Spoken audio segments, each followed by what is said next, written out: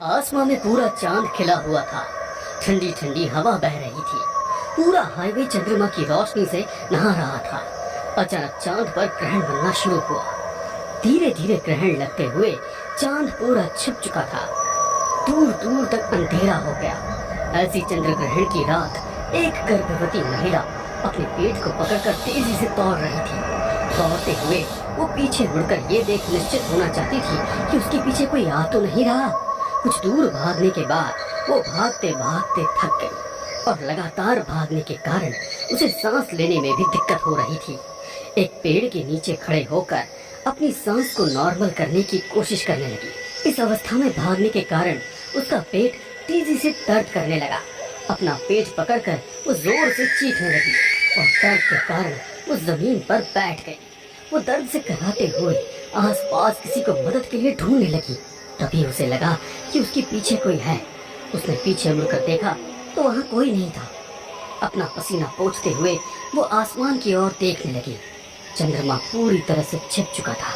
पूर्ण चंद्र की जगह केवल एक गोल रिंग नजर आ रही थी। चंद्र ग्रहण का समय आ चुका है।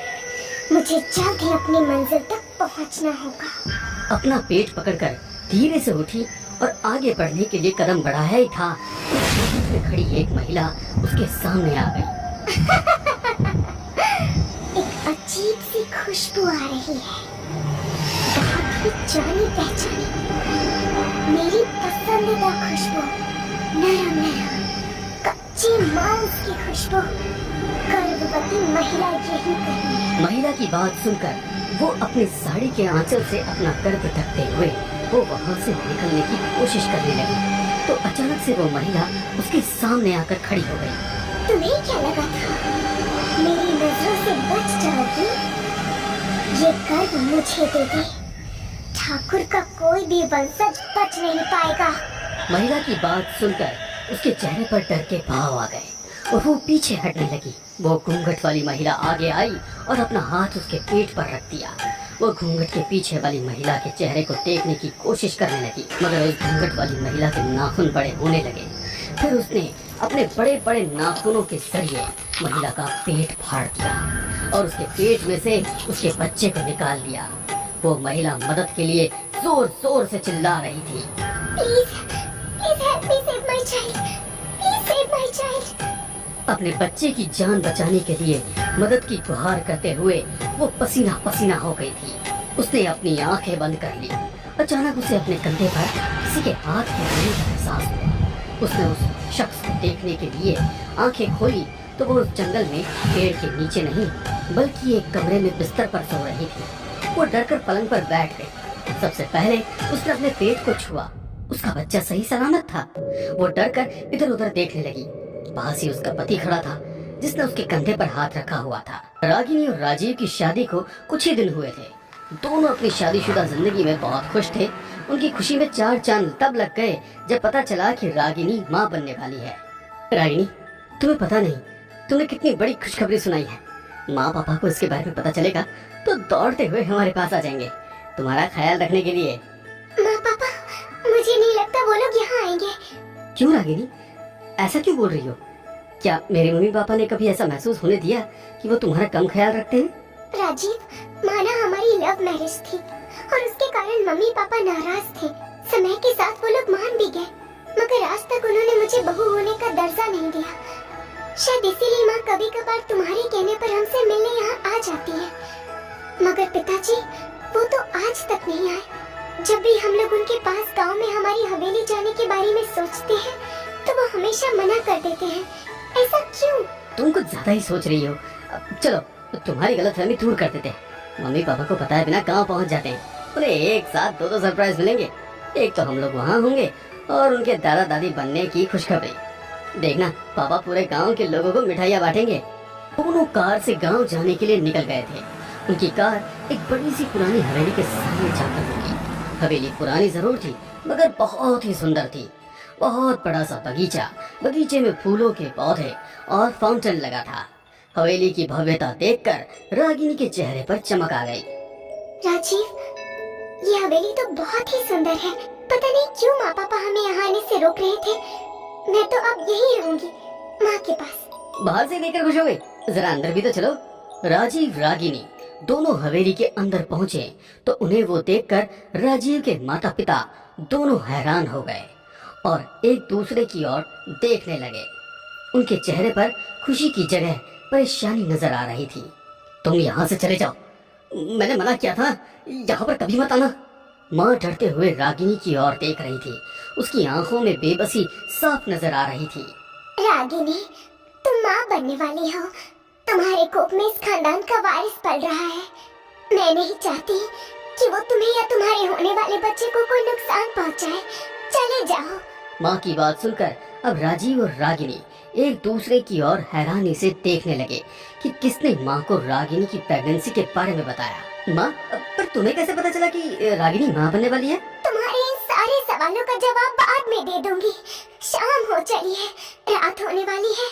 पहले तुम इस गांव की सीमा के बाहर चले जाओ। माँ, रागिनी सही कहती है कि तुमने अभी तक इसे अपनाया नहीं है। माँ, मेरे लिए ही सही, रागिनी को अपनी बहू के रूप में स्वीकार कर लो। ये क्या बकवास कर रहे हो कि मैंने रागिनी को अपनाया नहीं?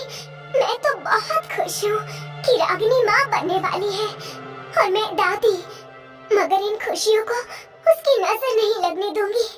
इसीलिए चले जा। माँ, मुझे आपकी कोई बात समझ में नहीं आ रही है। रागिनी वैसे ही इतने लंबे सफर से थक चुकी है, हम लोग वापस नहीं जा रहे हैं। रागिनी, तुम जाकर कमरे में आराम करो, मैं थोड़ी देर में आता हूँ। एक नौकर के साथ रागिनी अपने कमरे में चली जाती है। राजीव के माता पिता वहीं सोफे पर अपने सिर पर हाथ रखकर बैठे हैं। राजीव उनके पास जाकर बैठ गया। ये सब क्या है माँ? तुम्हें कैसे पता है कि रागिनी माँ बनने वाली है? माँ बिना कुछ बोले मौन थी।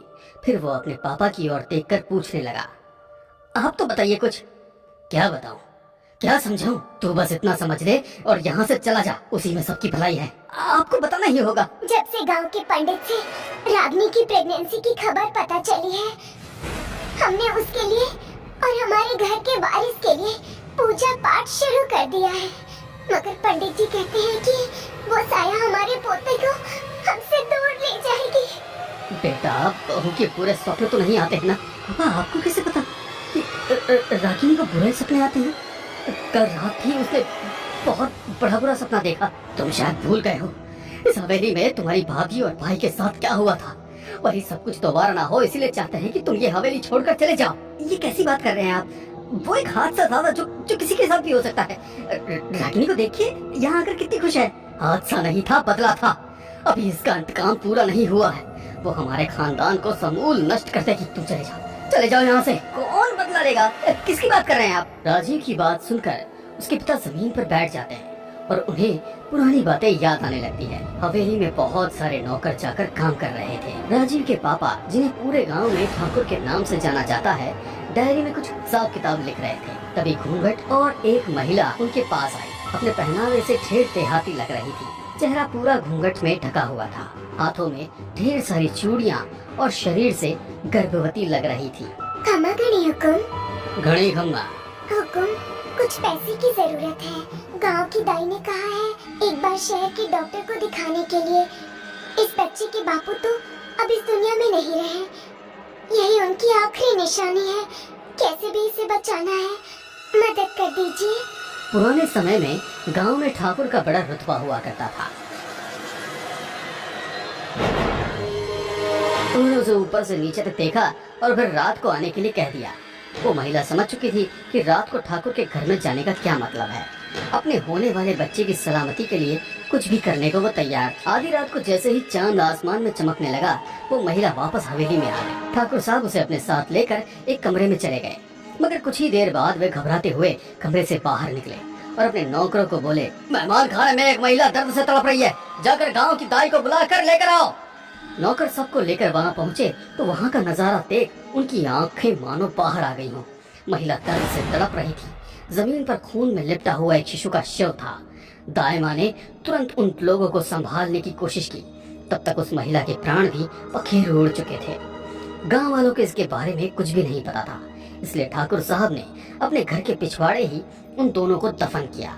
मगर कुछ दिनों के बाद ही वो घूंघट वाली महिला पूरी हवेली में घूमती नजर आती। डर के कारण ठाकुर साहब ने अपने दोनों बच्चों को हॉस्टल भेज दिया। कई उपाय कराने के बावजूद वो महिला की आत्मा ठाकुर साहब की हवेली से नहीं गई। ठाकुर साहब, आपने उसका वंश खत्म किया है। जब तक आपका वंश खत्म नहीं होगा उसकी आत्मा को शांति नहीं मिलेगी। मैं बस इतना कर सकता हूँ कि इस आत्मा को इस हवेली के अंदर बांध सकता हूँ। इस हवेली के बाहर उसकी आत्मा नहीं जाएगी, इसलिए आप अपने बच्चों को इस हवेली से दूर ही रखिए। और हाँ, यदि आप ये हवेली छोड़कर गए तो वो आपके पीछे पीछे आपके साथ चली जाएगी। इसीलिए कह रहा हूँ बेटा, चले जाओ यहाँ से, चले जाओ। हमें हमारे कर्मों की सजा यहीं रहकर भुगतनी है। तभी अचानक हवेली में अंधेरा हो गया। तेज हवा चल रही थी और पूरी हवेली रागिनी की चीखों से गूंज रही थी। सभी लोग भागकर रागिनी के कमरे में पहुंचे तो वहाँ पर रागिनी के रूप में घूंघट डाली हुई वो महिला हवा में उड़ रही थी। रागिनी डर के कारण एक कोने में बैठी थी। आ गए हुकुम तुम्हारे ही आने का इंतजार कर रही थी। अपने बच्चे को अपने सामने तड़पते हुए देखोगे, मरते देखोगे। जितनी तकलीफ मुझे हुई थी उससे कई ज्यादा तकलीफ तुम्हें होगी। कहते हुए उसने अपने हाथों को उठाया तो रागिनी भी हवा में उड़ रही थी। तेरा गुनहगार मैं हूँ, छोड़ दे मेरे बच्चों को। तकलीफ देना चाहती है तो मुझे दे, शायद मेरे मरने से तेरी आत्मा को शांति मिल जाए। कहते हुए पास में ही फल काटने का जो चाकू रखा था उसे उठाया और अपने हाथ में नस काट लिया। ये देख वो घूंघट वाली महिला जोर से चीख रही। इतनी आसानी से नहीं मर सकते तुम्हें और तड़पना होगा। तुम्हारी आंखों के आगे तुम्हारे बच्चे को मरना होगा। वो महिला जोर जोर से चीख रही थी। जैसे जैसे ठाकुर के शरीर का खून बह रहा था वैसे वैसे वो महिला की आत्मा भी नष्ट हो रही थी। ठाकुर के मरते ही वो आत्मा भी मुक्त हो गई थी। माँ, अब हम लोग इस हवेली में नहीं रहेंगे। पिताजी के कर्मों का साया भी मैं अपने बच्चों के ऊपर नहीं पड़ने देना चाहता। उनकी सजा ये है कि इन्हें भी कभी मुक्ति ना मिले। अपने बेटे के होते हुए भी उन्हें अंतिम संस्कार नसीब नहीं होगा।